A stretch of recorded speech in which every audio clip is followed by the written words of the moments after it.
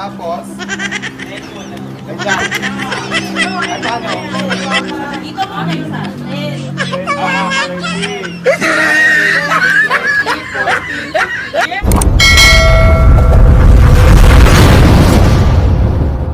Yes, araw-araw yan ang kinakain ko. Magti 10 years na. Charing.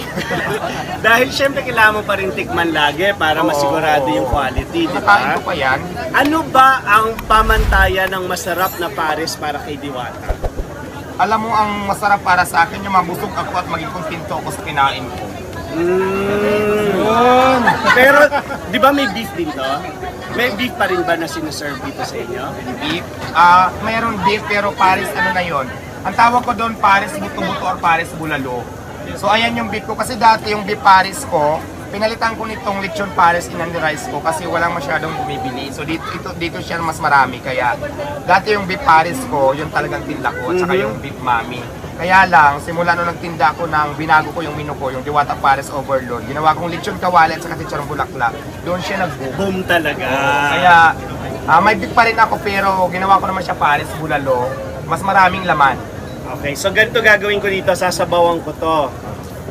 Normally, binubuhos to dito, di ba? Kahiwalay talaga siya, nakabuhos talaga yan kasi pares tayo. Tapos lalagyan ko ng garlic.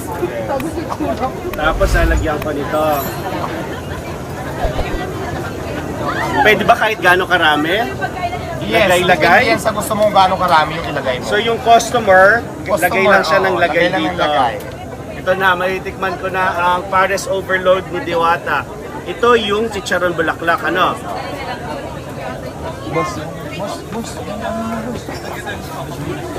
Hello, ho? Naiinggit na po ba kayo sa akin? Kumain na ho ba kayo?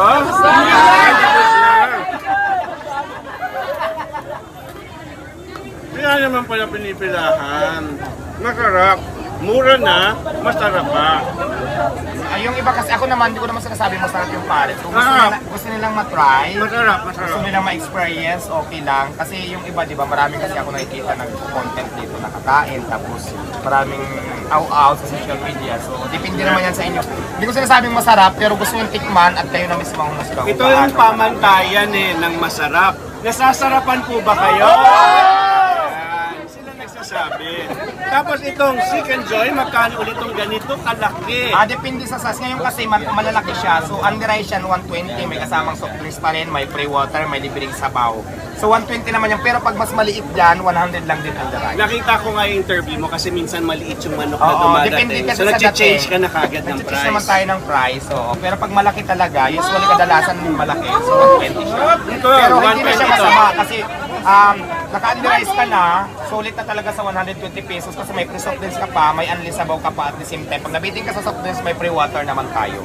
So, yun. So ito, 120 na itong hawak ko. Oo, ngayon. 120 yan. Under Masarap. rice yan, may kasamang soft drinks. Pwede mo ba i-share anong timpla nito? Bakit sa malinamnam? Ano? Buo yung lasa? Ano lang, lagyan ko lang ng magic sarap yan. Masarap na ba? Magic! Magic sarap lang yan, lagay ko tapos syempre ito ko yan na yun. Oo. At 24 hours ang operation ni Diwata Yes. dito. 24 hours. May shifting lang tayo ng dalawa, may night shift sa day shift sa mga tao. Ano yung pinakamahirap na shift? Sa umaga o sa gabi? Parehas lang pero mas maraming tao sa gabi kumpara sa Kasi araw. nga init, no? Hindi masyado. Maraming tao sa gabi. Diwata, paano pag umulan? Anong mangyayari? No, mga waterproof naman daw yung mga kumakain dito kayo. Pero hindi, may mga tent naman tayo pero nagpaplano ako kung papagandahin ko ba, bubungungan ko ba siya. Kaya lang syempre, di ba pinapisto lang tayo dito. So hindi naman pwede na gawin na lang natin. Kailangan natin talaga muna magpaalam, magpag-coordinate dito. So nagpapisto ko pwede natin lagyan ng bubong. At saka hindi, mura na naman, masarap na naman. Kung ganyan yung panahon, minsan nga mas masarap ang kumain pag umuulan, di ba?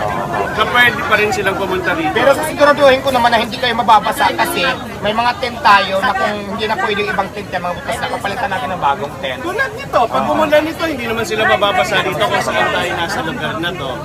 Okay. Tapos, baka Diwata maganda rin, matour mo ko dito sa iyong lutuan. Gondeli ka, magtutour tayo ng lutuan. Habang nagsiset up sila, kainin ko lang sila. Punta kami. Ayos. Uwi, Ano lang naman, kung ano-ano lang, creation lang namin yan eh. Nilagyan ko lang naman kuning-kuning. Ayaw ko sabihin sikreto ko, bulong ko na lang kay mamaya. Baka mamaya alam mo naman, mamaya gayahin nila, Gayahin, diba? oo. So, yung sikreto ko, ibubulong ko na lang sa'yo. Pero yung sikreto mo, bulong ko rin sa akin. Bulong ko na lang. At least, yung hindi nila malalaman para malaman ko din. Kasi alam ko talaga chef cook ka, di ba? Ay, chef ka, di ba? So, ngayon, bulong mo rin sa akin yung mga sikreto ko para mas lalong sumara. Oo, baka nga magkatulungan tayo kung Huwag may mo mga sabihin tips dito pa. sa live kasi baka gayahin pa nila, maunahan pa ako. Sige, mga tips pwede tayo mag-share ng mga ganyan. sige. Nakakailang chicken inasal ka sa isang araw sa 24-hour na shift? Hindi ko mabilang, nakailang ihaw Kilo. 30 manok o 30 kilo? 30 kilos na chicken na inasal. Okay. Tapos, yung mga bati, ano mo na yan doon? Okay. Tapos, dito ko naman niluluto yung Ito yung ano. Ano siya, electric ano? Okay. Dati kasi kawakawali lang tayo, kaya na sobrang dami din ng... Mas consistent na to eh. Kaya talagang nag-provide talaga ako ng talagang pituan ng chicken. Para Ganda. hindi din mahirapan yung tigaluto. Ang ganda. Si Jollibee nanginginig na. Kinakabahan na. Tapos, dito naman natin niluluto yung ating mga sabaw dito. Okay. Kanin dito ay kuya. Kanin, sabaw. So ito lang siya.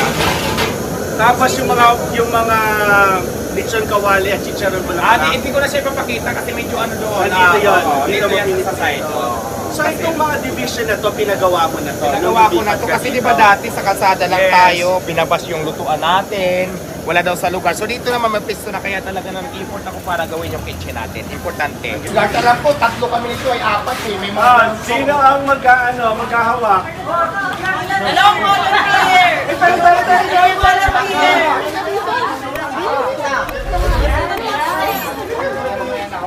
Baka. Push! Ako din parang nalimutan ko na nga ito na rin. Pero nilalaro ko ng isa ng bata. Isot nyo! Isot nyo po! Isot nyo po!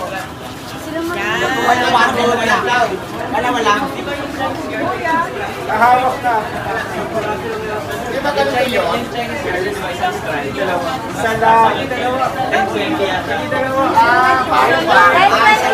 Paano ba Okay. Nagkakagulo po kung paano laruin ang Chinese garden. Okay. Ha? Magamo. Sa amin, pakita sa amin.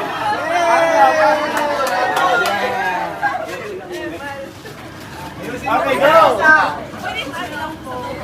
Sa tuhod daw, sa tuhod.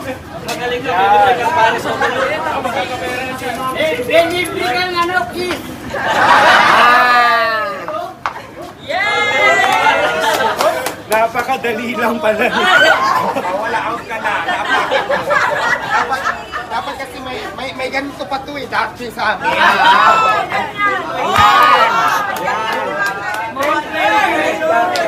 Ay, ganun ba yun? 10-20, paning 10-20? Parang kaya, 10, 20, 30, 40, 50, 60, BOOM! Ganun pala yun. Sir, dito ka muna sir kasi may video kami dito sir. Ganon. Tapos, ganyan.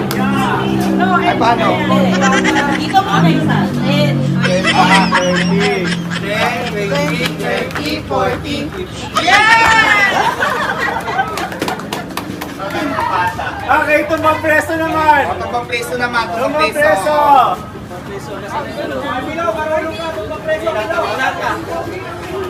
Lata, sa lata. Ito. Parang bumalik tayo sa pagkabata, no? Ito, meron tayong Ba't palaki ng palaki? Sa amin dati, mas maliit pa nga dito na lata eh. Ayan.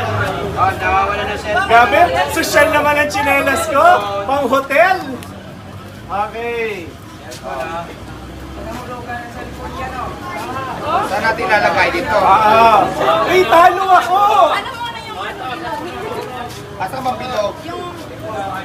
Talo ako kasi. Kung sino makatayo. Ayan. Mag-alisa kayo ng save kayo ng Hindi, okay na, mayroon ako dito. Oo, tingin. Lugi ka! Lugi ka! Dapat pala. Kaan naman ito. Excuse me po.